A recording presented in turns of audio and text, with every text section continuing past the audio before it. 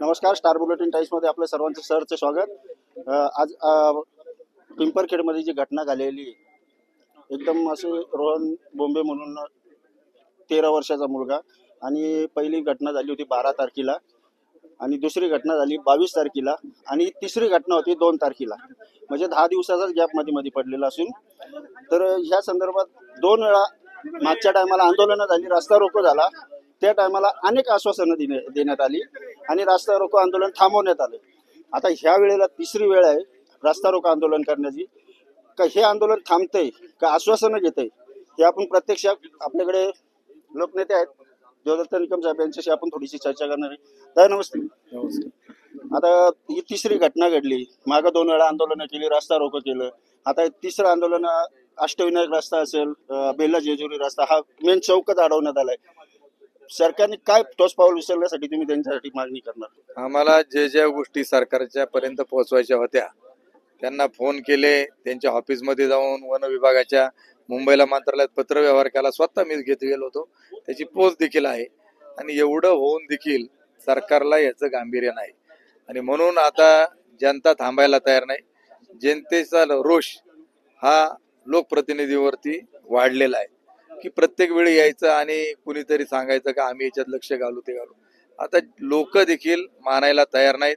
आज ज्यावेळी ज्या ठिकाणी घटना घडली तर तिथल्या स्थानिक लोकांनी देखील लोकप्रतिनिधींनी कुणी इथं यायचं नाही, कारण जी लोक दरवेळी येतात तीच पुन्हा तिथं येतात आणि हे मीडियाच्या माध्यमातून जातं. पण सरकारचे प्रतिनिधी म्हणून वन विभागाचे मंत्रालयातील जे निर्णय घेणारे सचिव दर्जाचे अधिकारी असतील, मंत्री असतील, पालकमंत्री असतील, यांना त्याचं काही घेणं देणं नाही. त्यांनी कुठले येऊन एकाही कुटुंबाला भेट दिली नाही, परिस्थिती पाहिली नाही. म्हणून आता लोकांनी हे आंदोलन हातामध्ये घेतलेलं आहे. पंचतळ्यावर मगाशी रास्ता रोको केलं, आता इथं रास्ता रोको चालू आहे. आता यानंतर आता थोड्या वेळात अर्ध्या तासात आंदोलनाची दिशा किती तीव्र स्वरूपाची करायची याचा निर्णय आता शेतकरी बांधव सगळे घेणार आहेत. कारण मुलांना शाळेत जाणं सोयीचं नाही झालेलं, त्यानंतर शेती करणं देखील मुश्किल झालेलं आहे, जनावरं देखील त्या ठिकाणी मरतायत आणि याचं गांभीर्य नाहीत. कबुतराचा विषय सरकार त्याच्यामध्ये करता वेळ देते आणि आमच्या करता सरकारला वेळ ही कुठली. ग्रामस्थांचा उद्रेक असा पण वाढलेला आहे. वन विभागाची गाडी पेटून दिली आणि दुसरीकडे वन विभागाचं ऑफिस सुद्धा पेटून दिलं. म्हणजे हा उद्रेक थांबेल का कुठे? हा उद्रेक त्या ठिकाणी वाढतोय, कारण आज जिल्हाधिकाऱ्याला जर यायला वेळ नसेल तर कुठल्या कामामध्ये ते मग्न आहे. काय असं महत्वाचा काय विषय तिथं? वनमंत्र्यांनी सांगितलं मी येतो, मग अजून काय येत नाहीत.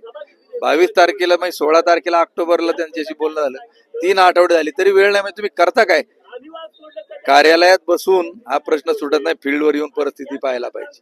म्हणजे ग्राउंड लेवलला खेडेगावामध्ये वनमंत्री असतील किंवा जिल्हा अध्यक्ष असतील, हे यायला थोडं टाळाटाळ करतात असं वाटतं का?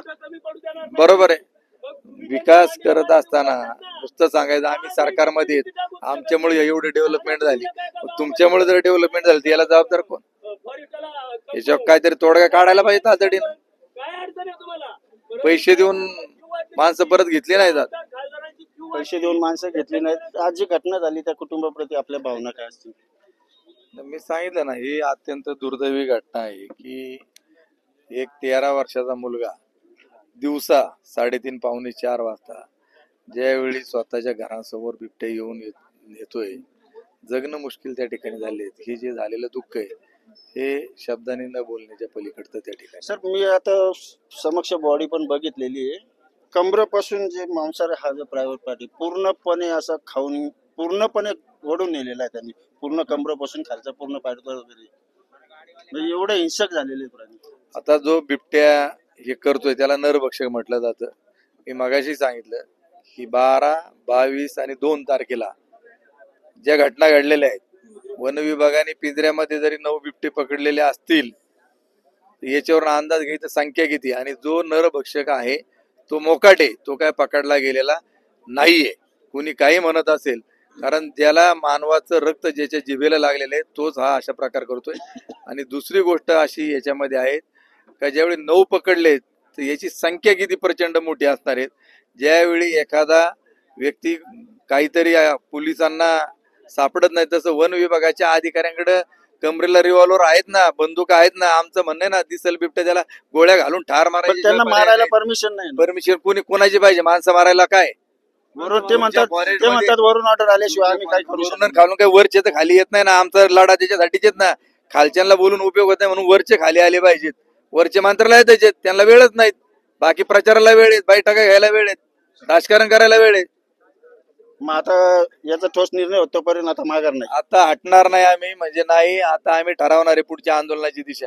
तीव्र स्वरूपाचं आंदोलन आम्ही उभं करणार आहे. कसे येत नाहीत मंत्री ते पाहतोच आम्ही आता. कसे येत नाहीत मंत्री तेच आम्ही पाहतो. कॅमेरा पर्सन विशाल सह Santosh, star bulletin times, Shirur, Rodwadi फाटा.